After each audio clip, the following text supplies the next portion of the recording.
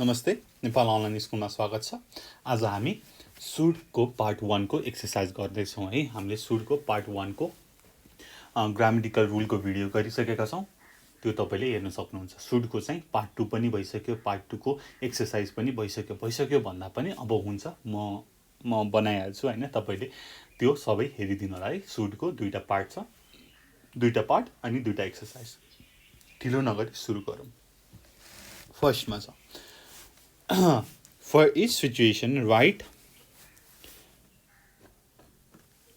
a sentence with should or shouldn't plus one of the following. Should र shouldn't राख्नु पर्यो र माथिको एउटा following हैन, कुन चाहिँ मिल्छ त हेरेर राख्नु पर्यो। 1 मा Anna needs a change.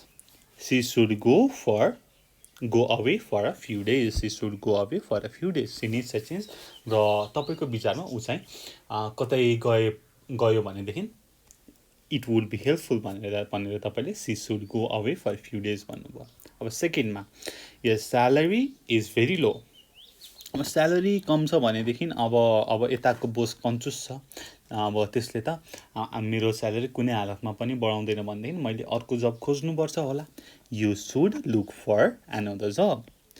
You should look for another job. तपाईले आफ्नो साथीलाई एडभाइस दिँदै हुनुहुन्छ। It is right thing to do भन्दै एउटा तपाईले एडभाइस दिँदै हुनुहुन्छ। अब Jack always finds it hard to get up. बिहान उठ्नको लागि एकदम ज्याकलाई चाहिँ गाह्रो हुँदो रहेछ। सेम एज मी है, मलाई पनि बिहान उठ्न गाह्रो हुन्छ। अब बिहान उठ्न गाह्रो भयो भनेदेखि बेलुका धेरै बेरसम्म बस्नुहुन्छ त हुँदैन नि। Stay up so late. He shouldn't stay up so late. What a beautiful view. अब beautiful view छ, you should take a picture. You should take a picture. Laura is very anxious. She shouldn't worry so much. She shouldn't worry so much. She shouldn't worry so much. 6. Dance room isn't very nice. Room राम्रो छैन भनेदेखि केही पिक्चरहरू राख्यो भने राम्रो होला नि त। Put some pictures on the wall. He should put some pictures on the wall. अब नेक्स्टमा हेरौँ 2 मा complete the sentences. Choose from भनेर भनेको छ। चुज फ्रम भनेर बक्स छ, यसबाट चुज गरेर लेख्नु पर्यो। 1 मा Helen has been studying hard, so she should pass the exam. अब तपाईको कुनै चाहिँ एक्सपेक्टेसन छ भनेदेखि शुड लाग्छ, अथवा तपाईको एक्सपेक्टेसन भन्दा बढी आयो, व्हाट यु एक्सपेक्ट भन्दाखेरि अलग आयो भने पनि शुड हामी लगाउँछौँ है। 2 मा जो hasn't arrived yet, but ऊ आइसक्नु पर्ने थियो। He should be here soon. जो hasn't arrived yet, but he should be here soon. But he should be here soon. 3. The TV has been repaired. It should be working okay. It should be working okay now. It should be working okay now. 4. It to get to the hotel about 20 minutes. धेरै बेर लाग्दैन, 20 minute मात्रै हो भनेको छ हैन। It shouldn't take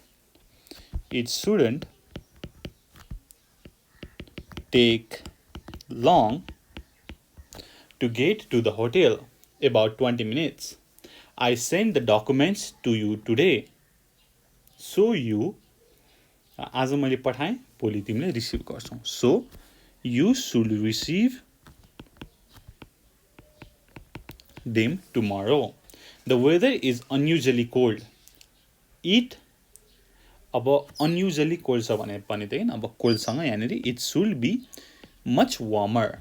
It should be much warmer at this time of year. 7. The best way to get to the airport is by taxi. It shouldn't cost more than 10 pounds. It shouldn't cost more than 10 pounds. It shouldn't cost more than 10 pounds. If you have a problem with the computer, try restarting it. That should solve the problem. That should solve the problem. ठीक छ? Okay. अब next मा जाऊ. Complete the sentences. Use should or should have plus verb in the bracket. Should भनेको के हो त भन्दाखेरि it is right thing to do र तपाईले चाहिँ त्यसमा आफ्नो ओपिनियन अथवा एडभाइस दिनुहुन्छ. Should have भनेको you didn't do it in the past but it was a good thing to do भनेर भनेको हो should have ले. अब यसमा के छ त 1 मा You look tired. You should go to bed. 2. You missed a great party last night. You should have come. You didn't come, but it will have been good if you come. भनेर भनेको छ है त यो should have ले चाहिँ. अब 3 मा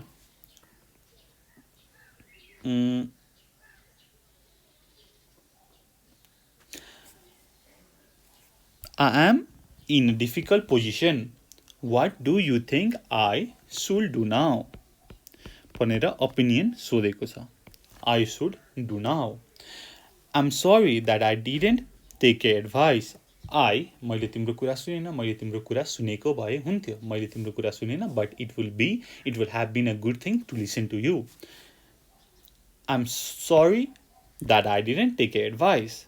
I should have done what you said. We lost the game, but we were the better team. भनेदेखि we should have won. तर जितेन. We should have won. यस्तै गरी 6 number. We don't see you enough. You should come and see us more often. You should come and see us more often. 7. We went the wrong way and got lost. We should have turned right, not left. We should have turned right, not left. My exam results weren't good.